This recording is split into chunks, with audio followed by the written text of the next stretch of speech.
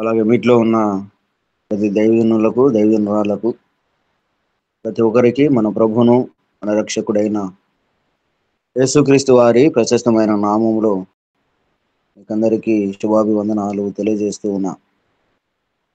ఉదయకాల సమయంలో యేసు వైపు చూచుచు అనే కార్యక్రమం ద్వారా దేవుడు మనందరినీ ఇలాగ ప్రాతకాల సమయంలో మరొక శుభదినాన్ని దేవుడు అనుగ్రహింపజేసి ఇలా కలిసి ఆయా స్థలాలలో ఆయా ప్రదేశాలు ప్రత్యక్షంగా మనము కలవకపోయినా పరోక్షంగా జూమ్ మీట్ ద్వారా ఇలాగ కలుసుకొని ప్రతిదినం ఇలాగ ప్రభు సన్నిధికి రావటం, ప్రభును ఆరాధించటం, కలిసి పని చేయటం మనకు మన జీవితాలకు దేవుడిచ్చిన గొప్ప భాగ్యం. పరిశుద్ధ బైబిల్ గ్రంథంలో అపొస్తలుడైన పౌలు ఫిలిప్పీలకు రాసిన పత్రిక 2వ అధ్యాయం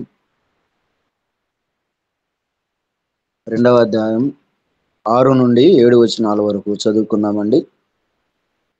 ఫిలిప్పీలకు రాసిన పత్రిక 2వ అధ్యాయం 6వ వచనం 7వ వచనాన్ని చదువుకున్నాం. ఆయన దేవుని స్వరూపము కలిగి ఉండి దేవునితో సమానునిగా ఉండుట విడిచిపెట్టకూడదని భాగ్యమును ఎంచుకొనలేదు గాని మనుషుల పోలికగా పుట్టి దాసుని స్వరూపము ధరించుకొని తను తానే రిక్తునిగా చేసుకొనెను. వాక్య భాగము నిమిత్తం ప్రేరేపించబడినటువంటి వారు ఎవరైనా ప్రార్థన చేస్తే బాగుంటుంది.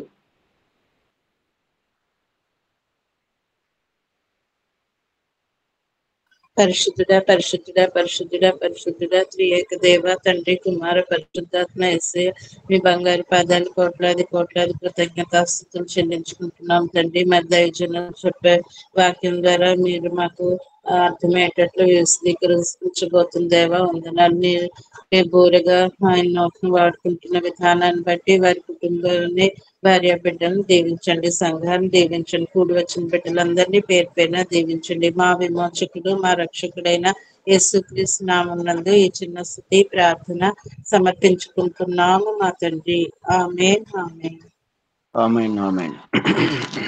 ప్రభునందు ప్రియమైన దేవుని దైవ జనాంగమా, ఈ దినముకై ఏర్పాటు చేయబడిన లేఖన భాగముల నుండి అపొస్తలుడైన పౌలు ఫిలిప్పీలకు రాసిన పత్రిక 2వ అధ్యాయం 6 నుండి 7 వచనాల వరకు మనం చదువుకున్నాం. ఫిలిప్పీ పత్రికలో 4 అధ్యాయాలు ఇందులో మనకు కనపడతాయి. 104 వచనాలు ఇందులో మనకు కనపడుతూ ఉన్నాయి. ఈ ఫిలిప్పీ పత్రిక 4 అధ్యాయాలను మనం తెలుసుకున్నాం. మొదటి అధ్యాయములో క్రీస్తే మన జీవితం, 2వ అధ్యాయంలో క్రీస్తే మన మాదిరి, 3వ అధ్యాయం క్రీస్తే మన గురి, 4వ అధ్యాయంలో క్రీస్తే మన బలం అనే 4 భాగాలలో 4 అధ్యాయాలలో 4 మాటలు ఇందులో మనకు కనపడుతూ ఉన్నాయి. ఆనందం, సంతోషం అనే మాటలు ఎక్కువగా దాదాపుగా 16 పర్యాయాలు ఇందులో కనపడతాయి. ప్రతి వచనంలో, ప్రతి అధ్యాయంలో, ప్రతి వచనాలలో ఆనందం, సంతోషం అనే మాటలు మనకు కనపడుతూ ఉన్నాయి. కింద కూడా సహోదరులు చదువుతూ 3వ అధ్యాయములో ఆనందించుడి మెట్టుకున్న సహోదరులారా ప్రభునందు ఆనందించుడి అనే మాటలు మనకు కనపడుతూ ఉన్నాయి. చాలా విశేషమైనటువంటి ఈ పత్రిక. ఇందులో నుండి ఒక చక్కటి మాటను మనం చదువుకున్నాం. ఎందుకంటే ఈరోజు ప్రభు దినం, ఆరాధించే శుభదినం, బలదినం సమీపిస్తున్నటువంటి దినం. అందువలన ఈ వాక్య భాగంలోనికి మనం ధ్యానిస్తే బాగుంటుందని తలంపగలిగి ఈ వాక్య భాగాన్ని ఎంచుకోవడం జరిగింది. ఇందులో ఉన్నటువంటి 3 విషయాలను మీకు నేను జ్ఞాపకం చేస్తాను. మొదటిది, దేవుని స్వరూపం గలవాడు, దాసుని స్వరూపం ధరించుకున్నాడు. 2వది, దేవునితో సమానుడు, మనుషుని పోలికగా పుట్టాడు. 3వది, విడిచిపెట్ట భాగ్యం గలవాడు తను తానే రిక్తునిగా చేసుకున్నాడు అనేటువంటి 3 భాగాలు 3 మాటలను మీకు నేను జ్ఞాపకం చేస్తాను. మొదటి భాగంలో మనం చదివినటువంటి మాటలో మనం చదివినటువంటి మాట ఏమిటి మనం గమనిస్తే, దేవుని స్వరూపము గలవాడు దాసుని స్వరూపము ధరించుకున్నాడు. ఈ మాట మన ప్రభు అయిన యేసుక్రీస్తు వారిని గూర్చి వ్రాయబడింది. ప్రభునందు ప్రేమైన దైవ జనాంగమా, ఇక్కడ మనం గమనిస్తూ ఉన్నప్పుడు కొలసీలకు రాసిన పత్రిక 1వ అధ్యాయం 15వ వచనంలో సర్వ సృష్టికి ఆయన ఆది సంభూతుడై ఉన్నాడు. ఈయన ఎవరు అని మనం గమనిస్తే, దేవుని స్వరూపం గలవాడు దాసుని స్వరూపం ధరించుకున్నాడు. దేవుని స్వరూపం కలిగినటువంటి వాడు దాసుని స్వరూపం ఎందుకు ధరించుకున్నాడు అని మనం గమనిస్తే, ముందుగా దేవుని స్వరూపం కలిగినటువంటి వాడు ఎంత గొప్పవాడో, ఎంత ఆరాధికుడో, ఎంత మహిమోన్నతుడో మనం గమనిస్తూ ఉన్నప్పుడు కొలసీలకు రాసిన పత్రిక 1వ అధ్యాయం 15వ వచనంలో సర్వ సృష్టికి ఆయన ఆది సంభూతుడై ఉన్నాడు. సర్వ సృష్టికి ఆయన ఆది సంభూతుడు. అలాగైతే ఆది సంభూతుడైనటువంటి దేవుడు దాసుని స్వరూపం ధరించుకున్నాడు. తిమోతికి రాసిన మొదటి పత్రిక 6వ అధ్యాయం 16వ వచనంలో కూడా మనం గమనిస్తే, సమీపింపరాని తేజస్సులో ఆయన మాత్రమే వసిస్తూ అమరత్వం కలిగినటువంటి వాడు అనేటువంటి మాటలు అందులో మనకు కనపడతాయి. సమీపింపరాని తేజస్సులో అమరత్వము కలిగినటువంటి వాడు ఆయన దాసుని స్వరూపము ధరించుకున్నాడు. తను తానుగా ఆయన తగ్గించుకున్నాడు. గొప్ప దేవుడు, మహోన్నతుడు, మహోపకారి, జీవాధిపతి అయినటువంటి గొప్ప దేవుడు ఎలాగూ దాసుని స్వరూపం ధరించుకున్నాడో మనం గమనించవచ్చు. దాసుడు కదండి దేవుని స్వరూపి. దాసుని స్వరూపం ధరించుకున్నాడు. దాసుడు అనగా బానిసలకు హక్కులుండవు. జీవితకాలం అంతా హక్కులు లేకుండా యజమాని దగ్గర సేవ చేయటమే, లేక బానిసత్వంలో బతకటమే. దాసునికంటూ సొంత ఇష్టం ఉండదు. దాసుడు ఎల్లప్పుడూ ఇంటిలో నివాసము చేయడు. దాసుని సేవ కదండి, యజమాని దగ్గర పని చేయాలి. సర్వ సృష్టికి ఆది సంభూతుడైనటువంటి వాడు. హెబ్రీయులకు రాసిన పత్రిక 1వ అధ్యాయం 3వ వచనంలో కూడా మనం చదివితే, మహిమ తేజస్సు కలిగినటువంటి వాడు. అలాగైతే యెషయా గ్రంథం 6వ అధ్యాయం 1వ వచనంలో, అత్యున్నతమైన సింహాసనమందు ఆసీనుడైనటువంటి వాడు. ఎంత గొప్పవాడో తను తానుగా ఆయన తగ్గించుకున్నాడు. తగ్గింపుని ఇక్కడ మనం గమనిస్తాం. అలాగే రెండవ మాటగా మనం ఆలోచన చేస్తే, దేవునితో సమానుడు, మనుష్యుని పోలికగా ఆయన పుట్టాడు. దేవునితో సమానమైనటువంటి వాడు మనుష్యుని పోలికగా ఆయన పుట్టాడు. మనము వాక్య భాగములో మనం చదువుతూ ఉన్నప్పుడు కొలసీలకు రాసిన పత్రిక 2వ అధ్యాయం 9వ వచనములో, ఏలయనగా దైవత్వము యొక్క సర్వ పరిపూర్ణత శరీరముగా క్రీస్తునందు నివసించుచున్నది అనే మాట. దేవునితో సమానుడు ఆయన పరిపూర్ణత శరీరమునందు క్రీస్తు నివసించుచున్నది అనే మాట మనం గమనిస్తాం. అక్కడే మరొక మాట మనం గమనిస్తే యోహాను సువార్త 1వ అధ్యాయం 14వ వచనంలో చదవండి వీలైతే. యోహాను సువార్త 1వ అధ్యాయం 14వ వచనములో, ఆ వాక్యమే శరీరధారిగా కృపా సత్య సంపూర్ణుడిగా మన మధ్య నివసించెను అనే మాట మనం చదువుతాం. ఆ వాక్యమే కృపాసత్య సంపూర్ణుడిగా మన మధ్య నివసించెను అనేటువంటి మాట మనము చదువుతూ ఉన్నప్పుడు, దేవునితో సమానుడు అదే వరుసలో అదే క్రమంలో మనుషుని పోలికగా ఆయన పుట్టాడు. మనుషుని పోలికగా ఆయన పుట్టాడు. ఎంత గొప్ప దేవుడు అని మనం మొదటి మాటలో మనం చదువుకున్నాం. దేవునితో సమానుడు మనుషుని పోలికగా పుట్టాడు. అలాగైతే మత్తయి సువార్తలో మనం చదువుతూ ఉన్నప్పుడు ఆయన ఆకలి కొనెను, యోహాను సువార్తలో ఆయన దాహము కొనెను, ఆయన అలసట నొందెను అనే మాటలు కొన్ని విషయాలు మనము జ్ఞాపకములోనికి మనం తీసుకొని రావచ్చు. మనుష్యుడు ఏ విధంగా అయితే భూమి మీద ఆకలి, దప్పికలు, నిద్ర, అలసట కలిగి ఉన్నాడో, అదే రీతిగా ప్రభువైన యేసుక్రీస్తు వారు కూడా అట్టి విషయాలను లేక అట్టి విధానాలను కలిగినటువంటి వాడిగా మనకు కనపడుతూ ఉన్నాడు. చూడండి, అక్కడే మనం గమనిస్తే ఆయన ఆయన ఆత్మస్వరూపి అయినటువంటి దేవాతి దేవుడిగా ఉండి, మనము యోహాను సువార్త 14వ అధ్యాయం మనం గమనిస్తే 8 నుండి 11 వచనాలు మనం చదివితే, మనం అక్కడ ఒక మాట చదవండి. ఆ మాట యోహాను సువార్త 14వ అధ్యాయం 11వ వచనం. అప్పుడు ఫిలిప్పు చదవండి సార్. ప్రభువా, తండ్రిని మాకు కనపరచుము, మాకంతే చాలని ఆయనతో చెప్పగా, యేసు ఫిలిప్పు, నేను ఎంతకాలం నీ యొద్ద ఉండినను నీవు నన్ను ఎరగగువా? నన్ను చూచిన వాడు తండ్రిని చూచి ఉన్నాడు గనుక తండ్రిని మాకు కనపరచమని ఎలా చెప్పుచున్నావు? తండ్రి యందు నేను నా యందు తండ్రి ఉన్నామని నువ్వు నమ్ముటలేదా? నేను మీతో చెప్తున్న మాటలు నా అంతటా నేనే చెప్పుటలేదు, తండ్రి నా యందు నివసించుతూ తన క్రియలు చేయుచున్నాడు. ఆమేన్. దేవునికి స్తోత్రం. ఒక్క నిమిషం అండి, మాకు కరెంటు పోయింది.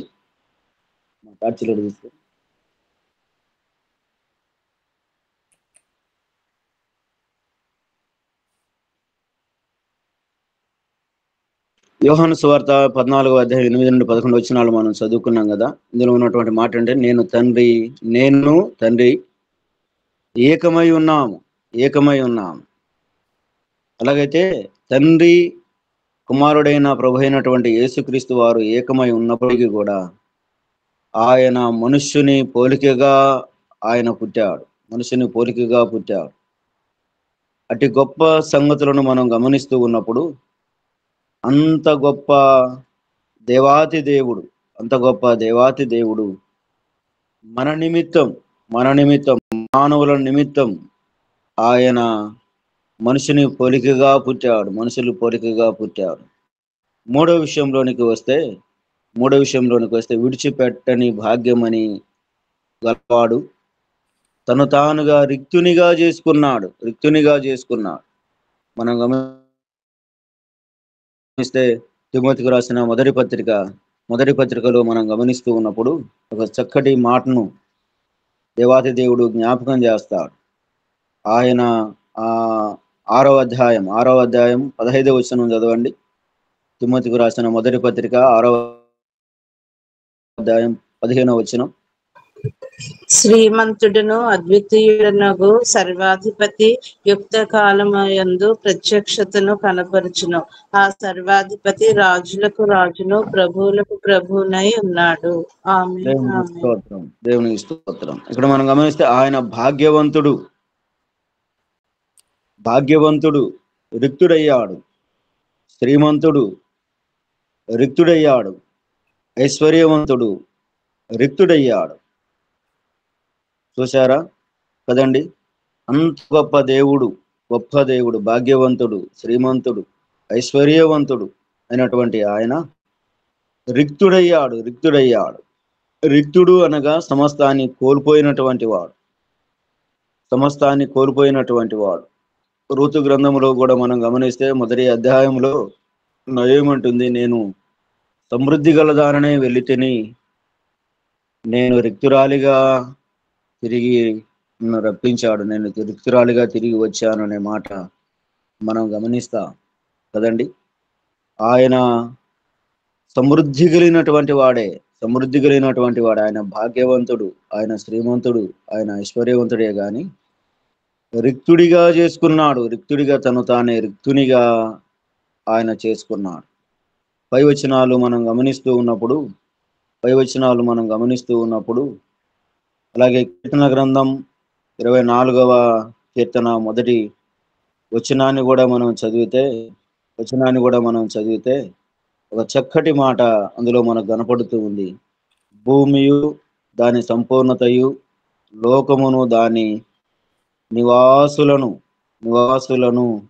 యెహోవాయే కదండి. ఎవరివి ఇవన్నీ అని అంటే భూమి ఆయనదే, లోకము ఆయనదే, ఆ నివాసం చేసే వారందరూ ఎవరు అంటే యెహోవావే, ఆయనవే.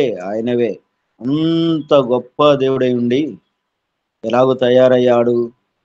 ఎలాగయ్యాడు అంటే తను తాను రిక్తునిగా దేవుడు చేసుకుంటూ ఉన్నాడు కదండి.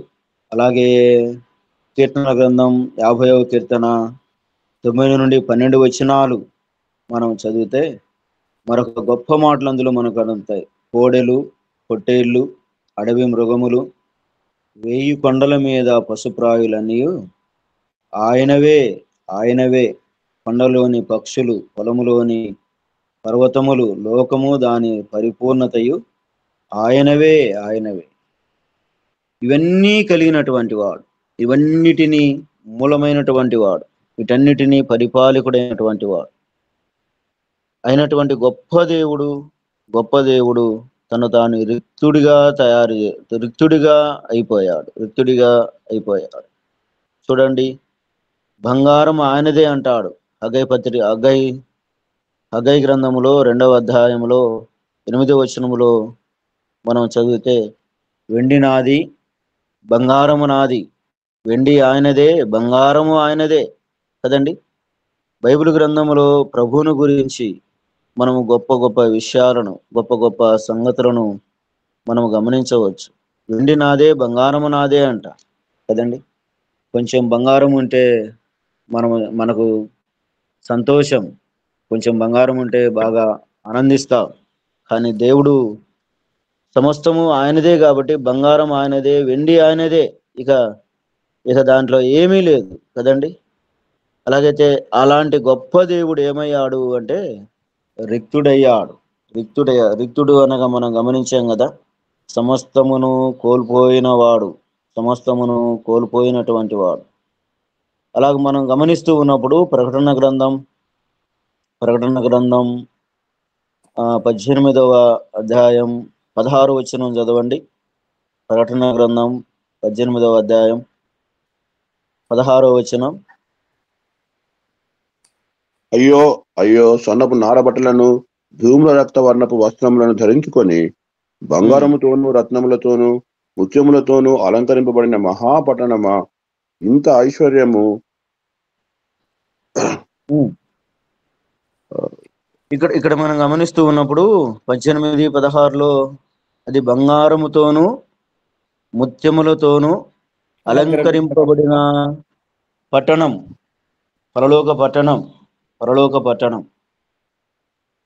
ఆ పరలోక పట్టణానికి వారసుడైనటువంటి వాడు, బంగారముతో చేయబడినటువంటి పట్టణం, బంగారముతో ముత్యములతో అలంకరించబడినటువంటి ఆ పట్టణానికి కలిగినటువంటి వాడు అయినటువంటి ప్రభు అయిన యేసుక్రీస్తు వారు ఏమయ్యాడు అని మనం గమనిస్తే తను తానుగానే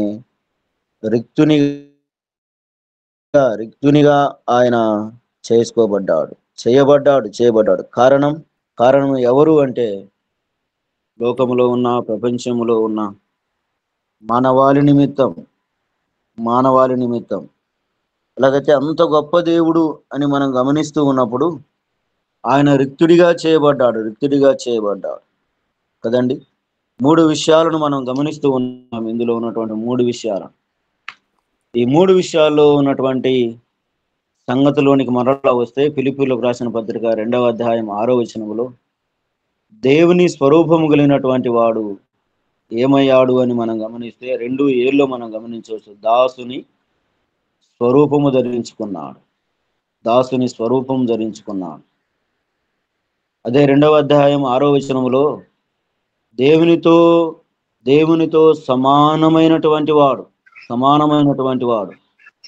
2వ అధ్యాయం 7వ వచనములో మనుషుల పోలికగా ఆయన పుట్టాడు. దాసుని స్వరూపము ధరించుకొని తను తాను రిక్తునిగా చూసుకొని రిక్తునిగా ఆయన చేసుకున్నాడు. అదే 2వ అధ్యాయం 6వ వచనములో విడిచిపెట్టకూడని భాగ్యము గలవాడు కదండి. విడిచిపెట్టకూడని భాగ్యము గలవాడు 2వ అధ్యాయం 7వ వచనంలో తను తానే రిక్తునిగా చేసుకున్నాడు. ఈ 2వ అధ్యాయం 6వ వచనం 2వ అధ్యాయం 7వ వచనములో ఆ పోలికలను మనం గమనిస్తూ ఉన్నప్పుడు దేవుని స్వరూపం గలవాడు దాసుడయ్యాడు. దేవునితో సమానుడు మనుషుల పోలికగా పుట్టాడు. 2వ అధ్యాయం 6వ వచనంలో విడిచిపెట్టకూడని భాగ్యం గలవాడు తను తానే రిక్తునిగా ఆయన చేసుకున్నాడు. ఈ ఉదయకాలపు వేళలో ప్రభును ఆరాధించగలిగినటువంటి మనం మందిరంలోనికి వెళ్ళి హృదయపూర్వకంగా మనస్ఫూర్తిగా ఆరాధిస్తూ వెళుతున్నటువంటి మనం దేవాది దేవుడు ఎంత గొప్పవాడో, ఎంత మహిమోన్నతుడో, అంత గొప్పవాడై ఉండి కూడా మనకు ఇంత గొప్ప భాగ్యాన్ని దేవుడు మనకు ఆయన అనుగ్రహింపజేశాడు. ఎన్నిక లేని మన జీవితాలను ఎక్కడో మారుమూల ప్రాంతంలో కావచ్చు, పట్టణాలలో కావచ్చు ఉన్నటువంటి మన బ్రతుకులను దేవుడు మనల్ని సంరక్షించి కాపాడి ఆయన సొత్తుగా, ఆయన బిడ్డలుగా దేవాతి దేవుడు మనల్ని ఆయన తయారు చేశాడు. ఆయన చేసిన ఉపకారానికి, ఆయన చేసిన త్యాగానికి, ఆయన చేసిన ఈ మంచి పనికి నీవు నేను ఏమి చెల్లించగలం? ఏమి చెల్లించినా ఆయన రుణం తీరక అట్లుండవలసినటువంటిదే కదండి. 50వ యెషయా గ్రంథం 53వ అధ్యాయంలోనికి మనం వెళితే 53వ అధ్యాయంలోనికి మనం వెళితే ఒక చక్కటి మాటను మనం గమనించవచ్చు. 53వ అధ్యాయం 2వ వచనములో చదవండి వీలైతే. 53వ యెషయా గ్రంథం 53వ అధ్యాయం 2వ వచనం. ఎండిన భూమిలో మొలిచిన మొక్కవలెను అతడు ఆయన ఎదుట పెరిగెను, అతనికి స్వరూపమైనను సొగసైనను లేదు. మనం అతన్ని చూచి అపేక్షించినట్లుగా అతని యందు స్వరూపము లేదు. అవునవును, చాలండి, థ్యాంక్ యూ. ఇక్కడ మనం గమనిస్తూ ఉన్నప్పుడు యెషయా గ్రంథంలో చక్కటి మాటలు మనం గమనించవచ్చండి. దాదాపుగా 11 వచనాలు ఇందులో మనకు ఉన్నాయి. కానీ ప్రతి వచనం, ప్రతి చరణం మనము ప్రభుని గురించి మనం అన్వయించుకుంటూ ఉన్నప్పుడు మొదటి వచనములో మేము తెలియజేసిన సమాచారం ఎవడు నమ్మెను కదండి. యెహోవా బాహు ఎవరికి బయలుపరచబడెను? లేత మొక్కవలను, ఎండిన భూమిలో మొలిచిన మొక్కవలను. అతడు ఆయన ఎదుట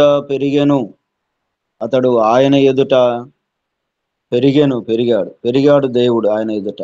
తండ్రి కుమారుడైన యేసు ప్రభువారు ఏకమై ఉన్నారు అని మనం ఇందాక చదువుకున్నట్లుగా కలిసి ఉన్నటువంటి వాడు లేత మొక్కవలే పెరిగిన ఆయన ఈ లోకానికి ఆయన పంపబడ్డాడు.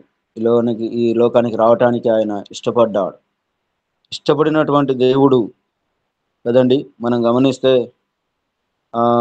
కొరింథీయులకు రాసిన 2వ కొరింథీయులకు రాసిన పత్రిక 8వ అధ్యాయం 9వ వచనం కూడా చదవండి. అపొస్తలుడైన పౌలు కొరింథీయులకు రాసిన 2వ పత్రిక 8వ అధ్యాయం 9వ వచనం. మీరు మన ప్రభు అయిన యేసుక్రీస్తు కృపను ఎరుగుదురు కదా. ఆయన ధనవంతుడై ఉండి మీరు తన దారిద్ర్యం వలన ధనవంతులు కావాలనని మీ నిమిత్తము దరిద్రుడాయను. ఇక్కడ మనం గమనిస్తూ ఉన్నప్పుడు మన ప్రభు అయిన యేసుక్రీస్తు కృపను ఎరుగుదురు కదా. ఆయన ధనవంతుడై ఉండి కూడా మీరు తన దారిద్ర్యతము వలన ధనవంతులు కావాలనని అంటాడు కదండి. దేవుడు మానవాళి మీద ఉంచినటువంటి ఒక గొప్ప అపారమైనటువంటి ప్రేమ. ఆయన ధనవంతుడు, శ్రీమంతుడు అని ఇందాక మనం చదువుకున్నాం కదా. ఆయన శ్రీమంతుడు అని మనం చదువుకున్నాం, భాగ్యవంతుడు అని మనం చదువుకున్నాం. అట్టి ఐశ్వర్యవంతుడైనటువంటి దేవుడు, అంత గొప్ప దేవుడు మనమలను ఆయన ఆయన స్వరూపంలోనికి తీసుకొని రావటం, లేక ఆయన ఆయన దగ్గరికి తీసుకొని రావటానికి కదండి ఎలాగొచ్చాడు? ఏమీ లేని వానిగా ఆయన ఈ లోకానికి వచ్చాడు. ఆయన గొప్ప దేవుడై ఉండి కూడా ఏమీ లేని వానికి ఈ లోకానికి వచ్చాడు. ఏమీ లేని వానిగా మనం చదువుకున్నాం కదా, కొరింథీయులకు రాసిన 2వ పత్రిక 5వ అధ్యాయం 21వ వచనంలో మనం చదువుకున్నట్లుగా అతి గొప్ప దేవుడు, అతి గొప్ప దేవుడు ఇలాగూ ఆయన రావటానికి దేవుడు ఇష్టపడ్డాడు. కారణం మనమే మనల్ని ప్రేమించాడు. మనల్ని ప్రేమించిన దేవుడు ఆయన మన యొద్దకు వచ్చాడు. మన యొద్దకు వచ్చినటువంటి దేవుడు తన ప్రాణాన్ని సైతం మన నిమిత్తం అర్పించటానికి, ప్రాణత్యాగం చేయటానికి ఆయన ఇష్టపడ్డాడు. యెషయా గ్రంథంలో మనం చదువుతూ ఉన్నట్లుగా అతని స్వరూపమైనను సొగసైనను లేదు కదండి. అతనికి స్వరూపమైనను సొగసైనను లేదు. అలాగైతే ప్రభును గురించి, ఆ తేజస్సును గురించి, ఆ మహిమను గురించి, ఆయన స్వరూపము గురించి మనం ఆలోచన చేస్తే చాలా విషయాలు మనకు కనిపిస్తాయి బైబిల్ గ్రంథంలో. ఆయన ఎంత గొప్పవాడో మనం ముందుగా చదువుకున్నా. అలాగే ప్రకటన గ్రంథం కావచ్చు, కొన్ని పత్రికల్లో మనం గమనిస్తే ఆయన ధవలవర్ణుడు, రత్నవర్ణుడు, 10,000 మంది పురుషుల్లో గుర్తింపుదగినటువంటి అతి సుందరమైనటువంటి వాడు. అంత గొప్ప దేవుడు ఏమయ్యాడంటే ఆయన మన నిమిత్తం ఈ లోకానికి ఆయన వచ్చి ఉన్నాడు. నేను ముగిస్తాను. ఇందులో కొన్ని విషయాలు మీకు నేను జ్ఞాపకం చేస్తాను. యెషయా గ్రంథం 53వ అధ్యాయం 2వ వచనంలో స్వరూపి ఏమయ్యాడంటే కురూపి అయ్యాడు కదండి. స్వరూపి ఏమయ్యాడు అని మనం గమనిస్తే కురూపి అయ్యాడు, సౌందర్యవంతుడు. ఆయన గురించి చాలా విషయాలు మనకు కనపడతాయి బైబిల్ గ్రంథంలో కదండి. మేలిమి బంగారము కలిగినటువంటి ఛాయ, ఉంగరాల జుట్టు, గువ్వ కళ్ళు, చెక్కిళ్ళు పువ్వుల్లా కనిపిస్తాయి. ఇంకా చాలా విషయాలు ఇందులో మనకు కనపడతాయి. కానీ అలాంటి స్వరూపము కలిగినటువంటి వాడు ఏమయ్యాడంటే కురూపి అయ్యాడు. మనుషులు చూడనల్లవానిగా ఆయను కదండి. అందులోనే ఉంది మనకు ఆ మాట, యెషయా గ్రంథంలోనే మనకు కనపడుతూ ఉంది. అలాగైతే రెండవ మాటగా మనం గమనిస్తూ ఉన్నప్పుడు పరిశుద్ధుడు పాపమాయను. కొరింథీయులకు రాసిన పత్రిక 5వ అధ్యాయం 21వ వచనంలో పరిశుద్ధుడు ఏమయ్యాడంటే పాపమయ్యాడు. మూడవదిగా మనం గమనిస్తూ ఉన్నప్పుడు కొరింథీయులకు రాసిన పత్రిక 8-9వ వచనంలో కూడా మనం చదివితే ధనవంతుడు దరిద్రుడయ్యాడు అనే మాట మనం గమనించవచ్చు కదండి. దరిద్రుడయ్యాడు. చూడు, ఆ నిజంగా ఈ లోకములో మనము దరిద్రులమే గాని మన నిమిత్తం ఆయన అలాగయ్యాడు. మనల్ని ధనవంతులు చేయటానికి, మనల్ని సంపన్నులు చేయటానికి, మనల్ని ఆయన రాజ్యములో చేర్చుకోవటానికి, ఆయన సన్నిధిలో మనం ఉండటానికి ఆయన అక్కడ నుండి, పరలోకము నుండి ఆయన దిగి వచ్చిన ప్రభువును మనం గమనిస్తూ ఉన్నాం. ఆరాధనలో సిద్ధపడుతున్నాం. మనం ఇలాగూ ప్రభువును ఆరాధిస్తూ ఉన్నప్పుడు, ఘనపరుస్తూ ఉన్నప్పుడు, మహిమపరుస్తూ ఉన్నప్పుడు దేవుడు అన్నాడు కదా యోహాను సువార్తలో ఒక చక్కటి మాట మనం గమనిస్తే, మీరు ఆత్మతోనూ సత్యముతోనూ ఆరాధించండి కదండి. ఈ ఉదయకాలపు సమయంలో దేవుని భయముతో, భక్తితో ఆరాధించగలిగినటువంటి మనం పూర్ణ మనసుతో, పూర్ణ ఆత్మతో దేవుని ఆరాధించగలిగితే అటు ఆరాధన ప్రభు శుభదినములు అలాగ గడిపితే దేవుడు మనకు గొప్ప భాగ్యాన్ని, అల్పులము అయోగ్యులమైన మనకు గొప్ప భాగ్యాన్ని దేవుడు మనకు ఆయన అనుగ్రహింపజేశారు. అలాగ వెళ్ళి అలాగ మహిమగిలినటువంటి దేవుణ్ణి ఆరాధిద్దాం, ఆశీర్వాదాలకు పాత్రులవుదాం. అట్టి కృప దేవాది దేవుడు మనకందరికీ దయచేయునుగాక. సమయం ఇచ్చినటువంటి దైవజనులకు ప్రభునామంలో వందనాలు తెలియజేస్తూ ఈ మాటలు నేను ముగిస్తూ ఉన్నాను. వందనాలండి.